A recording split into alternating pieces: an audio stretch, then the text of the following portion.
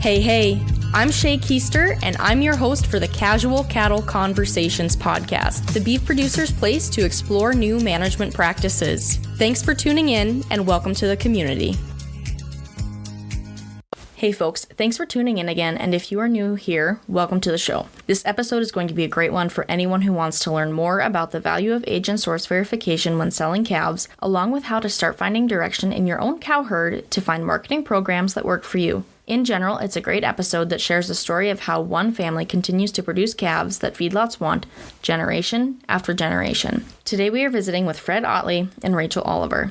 Fred and his wife Debbie raise commercial crossbred cattle in Oregon and set a great example of how to establish a crossbreeding program that creates cows that work for their environment and calves that feeders want. Fred and Debbie are both working on the ranch day to day, along with their other family members who Fred will talk about later in the episode. It's truly a team effort for the Otley family. Rachel Oliver will be joining the conversation to discuss the more technical side of the Otley Brothers marketing program. Age and source verification through the Red Angus Association's Allied Access program is a key factor that has allowed Otleys to create a marketing program that is successful for them. Remember to rate and review the show in your favorite podcast app and share your thoughts and follow-up questions with me.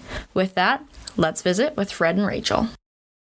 I'm going to have Rachel and Fred introduce themselves. Rachel, how about you go first, since we're mostly going to be visiting with Fred today and about their operation. So if you could just talk a little bit about who you are, where you're located, and what you're doing in the beef industry, that would be great. Yeah, thanks for having me on, Shay. Like Shay said, my name is Rachel Oliver. I'm a commercial marketing specialist with the Red Angus Association. Actually, today is my 3rd year anniversary working for Red Angus, so it's kind of neat that I get to do this interview, and it is my 3-year anniversary. And I'm located over in Savage, Montana. So for many that have never heard of that town, it is a very tiny town in eastern Montana, located right on the North Dakota border. And so I travel across the country as a commercial marketing specialist.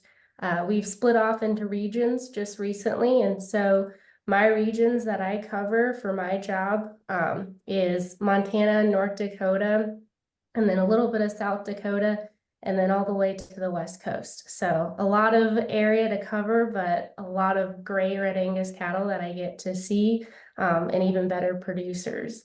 And then part of my job is just helping producers market their calves, or, a lot of times, like especially for Otleys, they don't really need a lot of advice on how to market their cattle properly, but I get to visit with them and I get to bounce ideas off of them if they have questions for me.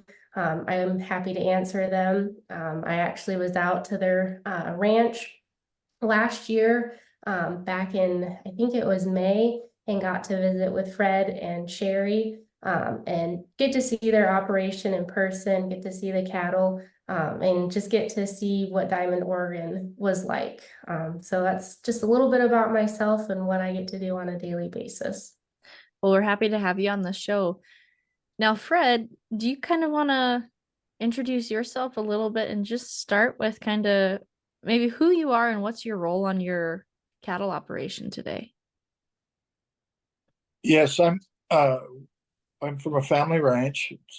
We've got pretty deep roots in the cattle industry going back to basically 1886, and I'm kind of president of our family corporation, and we raise Sim-Angus commercial cattle and work closely with the Red Angus Association, and it's been a big benefit to our operation. So you do have very much a rich history and a deep roots in the beef industry. But today, before we dive into that, you said you're president of your family corporation. How many family members are active on the operation today? Well, mom and dad died in the last few years, so it's us kids. I have a sister that's with her husband Doug Stott on the ranch, working full time, and then my brother comes over. He's part of the family corporation, and he helps out on projects and does different jobs when he can get away from his home which is a few hours away. And then we have kids and grandkids that come and help part-time all the time away from their jobs. Well, awesome. So you said the 1800s is kind of when you go back to, so how many generations deep does Well, the great grand operation go? great grandfather was Fred Otley, and it actually is a different location than we're presently at, but he came in 1886 from Southern California after his wife died from tuberculosis, and he has a daily diary for 30, 40 years, so that's pretty fun. Um, he we That was in 1886, and when it got flooded for 7 years in 1986, 100 years, then we were kind of forced to sell it because it was, three cow days, three three 3 days of cattle drive to get our cattle back and forth. So there was going to be a lot of uh, repair and reconstruction to ever get the original homestead area back into shape. So we were kind of, we had to focus on where we're at and had to sell it, which was pretty hard on our family 100 years after great grandfather settled there. So where are you located now, and kind of what does that environment look like for your cattle? We're about 60 miles south of Burns, Oregon, in southeastern Oregon, high desert area with dry mountain ranges. And it's about 100 miles, probably 85 to 100 miles as a crow flies from the Nevada border. So you're pretty in a fairly arid climate then, if you're high desert, or what does that look like? Yeah, there's some the mountain ranges are few and far between, but part of our ranch is high desert, and part of it runs up Steens Mountain, and we run up to moderately high high elevations, 7,800 feet, and we're long and narrow, extremely rocky, dry ridges, and a lot of creek bottom. So our cattle have to adapt to all sorts of different environments during the breeding and growing phase up to the when and during the winter for a 12 months cycle before we ship our calves. We have retained ownership in the past, but now we pretty much sell weaned calves. Okay, so tell me a little bit more about the when's your calving period on your ranch? Are you you just raise the commercial? You're just a commercial cow-calf operation? Yes, we start calving really late February, kind of 1st of March target.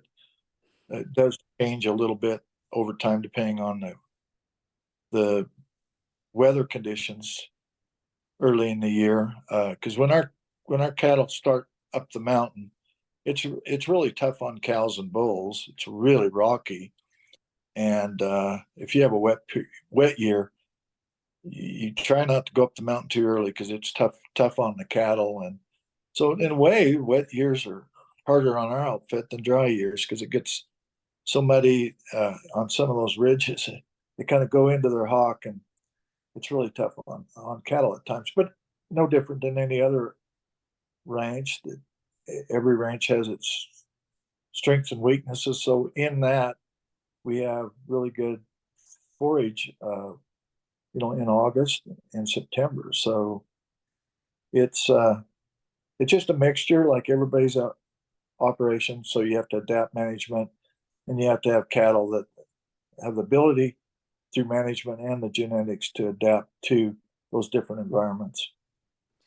Yeah, it sounds like you have an environment where adaptability is really important with what you have going on. So with that, why you said Sim Angus, talk a little bit more about the genetics that are on your operation. Well, we went to Red Angus in about about 1990. Uh, we went we went to them because of the balance of uh, genetic attributes that we felt would operate the best on our base herd, and so that was a good decision to make. And then to get a little bit of hybrid vigor, then we moved to Sim Angus, which has been a real benefit also. And part of it is the integrity of the Red Angus breeders we work with and the Red Angus Association generally. Um, they they they were uh, really interested in understanding and utilize helping us to get to a composite bull that was predominantly Red Angus that would help meet our goals and objectives, both on the cattle production end in terms of fertility and grazing, but also our real interest in meeting the the carcass and growth needs of the feedlots that would be the next step, backgrounding in feedlots for our cattle, and of course the carcass attributes uh, at processing. So I do want to talk more about your crossbreeding program in general, but before we dive into that, on the Red Angus side, what's the biggest difference you noticed when you started incorporating Red Angus genetics into your herd? Well, interestingly, one of the biggest benefits I say would be it really helped our labor. Uh, we don't have a lot of extra labor here, and we were fighting genetic weaknesses in our base herd, and they really rapidly improved as soon as we went with Red Angus, and then we worked with Red Angus and particular a number of breeders that helped us keep making progress on those things. I mean, I could tell you stories about some bull selection problems that got us into a really problem and it always was a problem during calving. Or we were having to pull way too many calves, and it was just costing us money and time. So we weren't able to do a balanced job of management with the labor we had. So I remember one time pulling 68% of calves out of our heifers one year, and that's about the time when Dad really said, agreed that we need to go in a different direction, and Red Angus fit all of the things that we felt we wanted to do at that time. So, you already touched on that the heterosis standpoint is important to you for your marketing strategy, how you're selling these calves in the next phase that they go on to, whether that's the background or feeder. So, what actions are you taking year to year to be really intentional with your crossbreeding program? I'm really curious, what does that look like? You talked about having running composite bulls. Can you just kind of expand on that a little more? Well, we review, the different facets of our own production records and repeatedly ask the questions: are we making progress in fertility uh, and all of those areas that produce efficiently? So, and then we started taking DNA from all of our heifers that we retain and working with our breeders to look at and track our DNA or our genetic objectives in terms of the EPDs, not just on the front end in terms of our cow herd management, but our growth and our ability to grade choice or prime. So we look at we review the individual bulls we bought in the past and refine, sell ones that aren't meeting the goals and objectives, and that helps us determine which bulls give us that maybe new bloodline or give us the hybrid benefit of those attributes that we're focused on. And I think it's really working. I feel that we keep making progress that's helping us make progress in the bottom line, our profitability. So that's sort of in a general way what we try to do.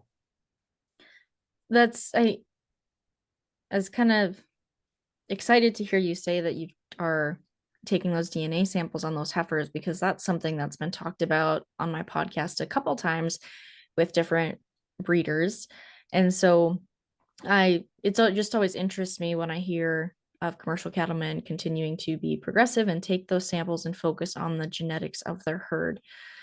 Now, Fred, we've talked about the history of your operation a little bit. We've talked about kind of how you operate, like as far as when you're calving. We've looked at your genetic selection and talked about crossbreeding.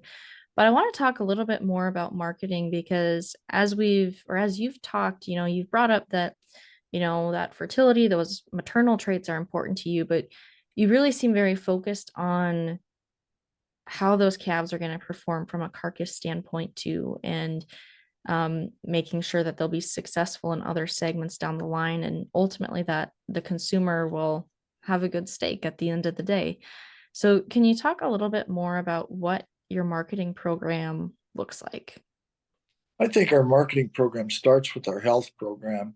We try to do a balanced, really intensive job of getting those calves ready in terms of health, vaccinations, and that for whoever ends up buying them. We sell most of ours on the Superior Video auction. So that's sort of the starting point. But we feel that if we retain and work towards a good yield grade and growth, but we do emphasize trying to grade choice, no matter where the industry goes, you can always move in a little bit different direction. But I think that quality choice that our industry's made has been, it is really benefiting us right now, because consumer demand for America's beef has stayed high during these really economic trying times. So part of that is the industry moved in an arena where they're 80 to 85% choice coming out of the feedlot. We're around 95+% choice, and we've gotten better and better on our yield grade, and that's both in terms of the base Red Angus genetics, but also the Sim Angus. So we've been consistent in that. And I think that consistent, knowing where you want to go, staying consistent to try to get there, but try to refine based on better information where you want to go is critically important. They sell on the video sale at Winnemucca, and they, something that they should be very proud about, and that they're very unique as a commercial producer, is that the programs that they are tactfully in really do help get those cattle into those certain buyers that fit all of what Fred had just mentioned. They've lined up a really great set of programs that they're in that make their cattle even more valuable. And so that helps them then get into certain buyer markets and really add a lot of value that I would say not all commercial producers think about, but they really were tactful in, which programs they place themselves in. I think that they should be very proud about how well they've gotten there. Well, and that's a great point, and thank you for bringing that up, Rachel. So, whether it's Fred or Rachel, either one of you who wants to answer that. I know we've mostly been hearing from Fred so far, but what are those programs that have been beneficial to their marketing and, bringing that extra value or capturing that extra value that the calves have? Well, I'd say that we have, the bloodlines that we have in our calves and the where they line up, where those genetics line up in terms of growth and the ability to grade choice and I think along with the health program and those sorts of things. So when our rep, who's a great guy, Jim Davis, been in Superior a long time. So when he comes to our ranch and puts them on the video, the buyer knows that what they're advertised as, that is what they are. That is how they'll perform. I know Rachel probably has more to her perspective on that than that. But. Yeah, because you use the Allied Access EID tags too, correct? Correct. Okay. Rachel, do you kind of want to talk about what those are? And then Fred will come back to you about why you're using them. So Rachel, can you kind of explain what the Allied Access program is? Yeah, so Allied Access is kind of, I guess I'd say, like a sister program to our feeder calf certification program. And so Allied Access is our green tag. Instead of the famous yellow tag, it's a green tag. And it covers agent source. So this program was created back in 2012, just because the association and the marketing team specifically saw that producers like Otley's were implementing heterosis and trying to find a way to help benefit those producers wanting to input crossbreeding systems. And so by creating Allied Access, that gives them the availability to be agent source. They don't have that guaranteed Red Angus component, but it still is the agent source, which is incredibly important in today's industry. Buyers like to see that component as well. And so Otley's have been doing that. They use our combo tag. And so that's a dangle tag alongside an EID as well. They customize it to fit their operation, which, we offer that because everyone's operation is very different. And so what you want to see on the tag is completely up to you. And so we try and make that happen to where it's easy and it fits, their standards on how they want to see that tag viewed. Another thing that really helps them is that since they are agent sourced and they have that EID component, they're able to piggyback onto other programs as well. They're in just going off of what they've been in lately, but having that EID component, they're able to easily get access to IMI global programs, which that they are involved with, and then also GAP programs as well. And so having that EID component opens them up to more potential buyers, to more interest, and then it also allows them to get data back. I know they've just recently, like Fred had mentioned earlier, they're collecting their heifer information, and that's all pulled from EIDs as well, and they're able to individually find those animals, pinpoint what things are good, what things are bad, and go that way. And buyers do the same thing on the steer calves. It's not just the heifers. Some of the programs that Otley's are in through IMI and then through us, they're able to potentially get individual data back, and get to see a lot more of that because of those capabilities and the programs that they're in and that EID that they're also using.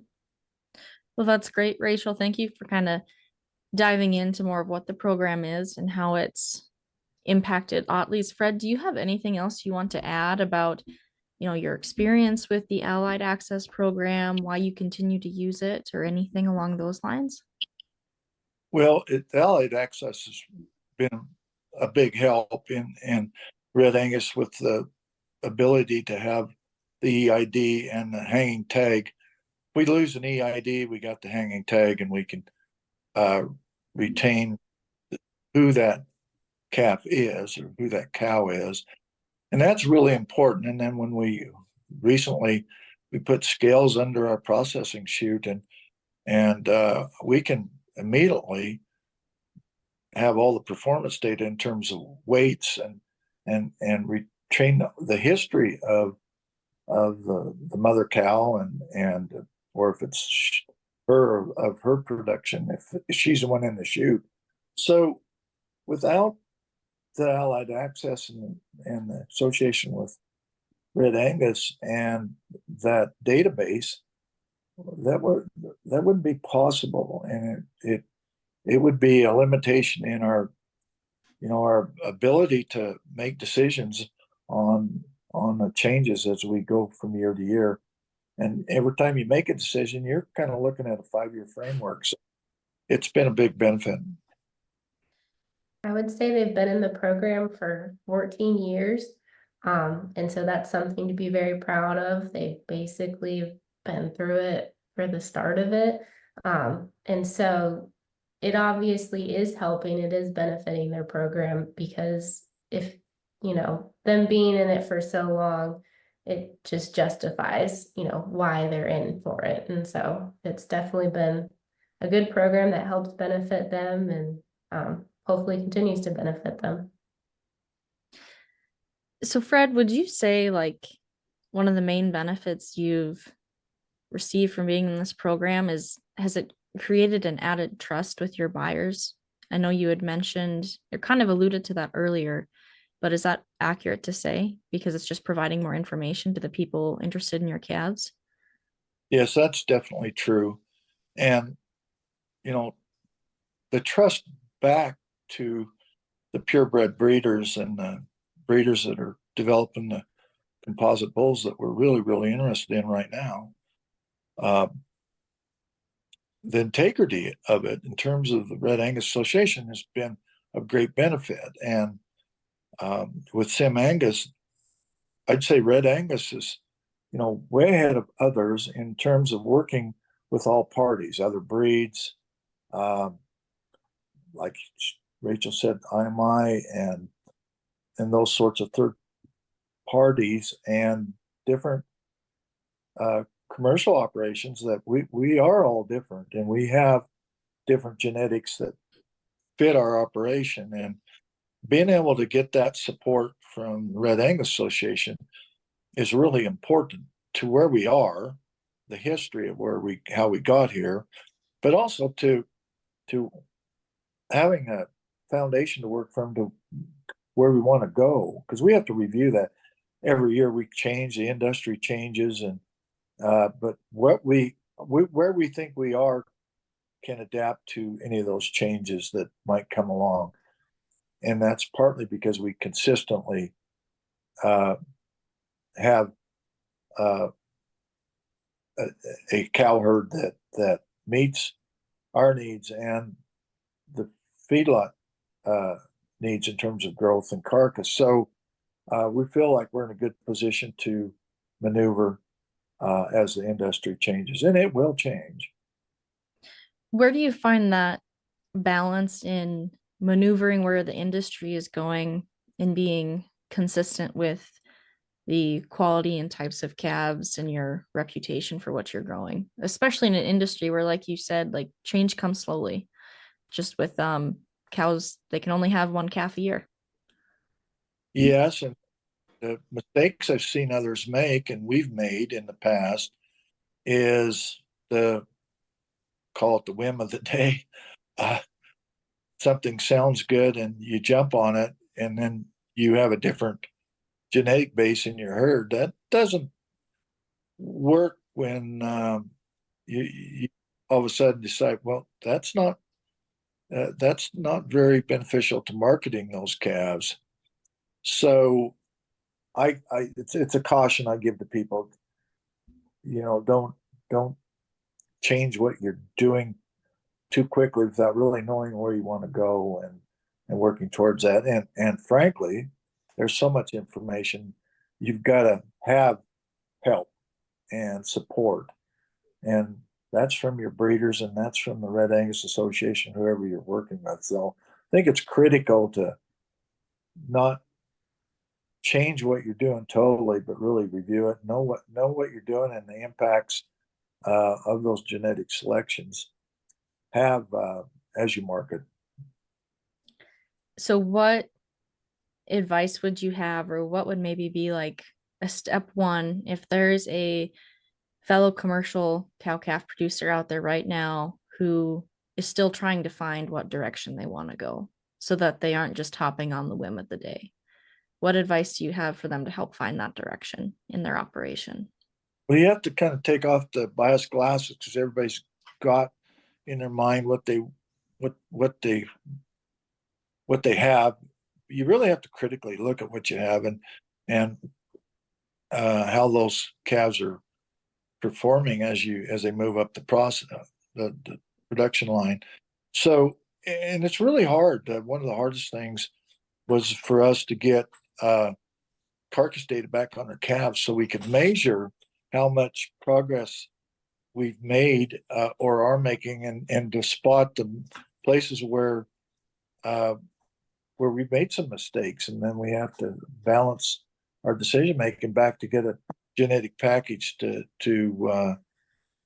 meet our goals and objectives. So I don't know if I answered your question right, but that's you really got to look at what you have and then go get help, whatever that help might be, to move in a direction that's consistent with what you want to do, but that you make progress. I mean, most of our ranches, neighboring ranches and friends, they've made great improvements by doing that, and their calving in the spring is going so much better than it used to. And that's because of their bull selection. That is because of information and decisions on the breeder, what they're doing. So it's an integrated thing that you have to work with people you trust and know, and you have to get better and better information to make sure that you're going in the direction you want to go. I think that's a great answer, Fred. So, Rachel, specifically if there's any Red Angus producers out there, if they're looking for any help or resources, I mean, is the marketing teams anyone they can reach out to, or what advice do you have on your end? Yeah, I would say just reach out to anyone on the marketing team that maybe is close to your area. We're all listed on the website, redangus.org, under staff, so you can find all of our team because we are fully staffed now. It's not just me and someone else anymore. And so yeah, reach out to us. That's what we do on a day-to-day is we don't tell you one way to do it because there isn't one way to do something. We brainstorm with you and we throw out ideas of, hey, maybe have you thought about this, or have you thought about this? And so we're just here to help you brainstorm, try and help you find different niche markets that maybe benefit your operation and just grow. I mean, that's part of Red Angus. If we want to continue to be a breed association, we have to keep cultivating, helping those youth grow up, start becoming more involved in the association. But also we have to let them remember, where we started, how it began. And so you have to use both things, both information, and just help cultivate new ideas. And a lot of things from the past have always worked, so maybe use some of that too. But yeah, just feel free to reach out to any of us. We're always happy to visit and talk with people, and like I said, just brainstorm ideas on how they can better their operation. All right. Well, as we kind of move towards wrapping up the conversation today, Fred, when you think about the future of the beef industry and the next generation that could even be taking over your operation, what are you excited about for this younger generation that can come back and has the opportunity to raise beef cattle?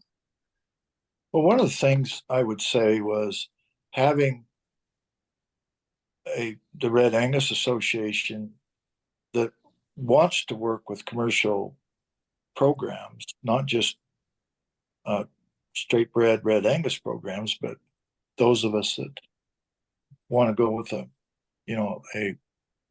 crossbreeding type heterosis program is a great benefit, because I got somebody I could call. We do, not just me, but and so you have better decision making on an ongoing basis to plan better and know what what you're going to do and when in terms of bull selection. And I'm excited about that we're refining what we know on the DNA side of the bull battery, and our heifers and our mother cows, because the information base is so large and so beneficial to saying, hey, we don't want to go to that line because it's really not meeting our needs. And so I think the next generation is going to have more time to manage and less problems to deal with in terms of how the cattle are producing, because they've had a chance to select genetics that work for them. Awesome. Rachel, what are you excited about when you think about the future of the beef industry? I'm just excited that we are utilizing both what we've learned from the past, and then like Fred said, we're starting to analyze and actually put into use a lot of this technology. And so I like that we're using a little bit of history and we're starting to follow it. And definitely the younger generation, like, yes, I know I'm very young, but the generation below me, I feel like is taking hold of that aspect way stronger than I would say like the millennial generation. And so that's something very exciting to see, because for me, I think the marketing game is going to change so much, and that we're going to focus on maybe things that we hadn't before, and really change how buyers are going to start looking at, a group of steers or whatever. So I'm just really excited that we're bringing both the past and the future together to really analyze and make a really great product. All right. Well, thank you both for being on the podcast today. It was great to visit with you. Thank you for having us. Thank you very much. And that's a wrap on that one, folks. Thank you for tuning in today and joining in on the conversation. Be sure to take this a step further and take the advice you learned and implement it on your operation. If you want to have a conversation about it, head over to my social media and send me a DM by following @CattleConvos and connecting with me there. Have a great day.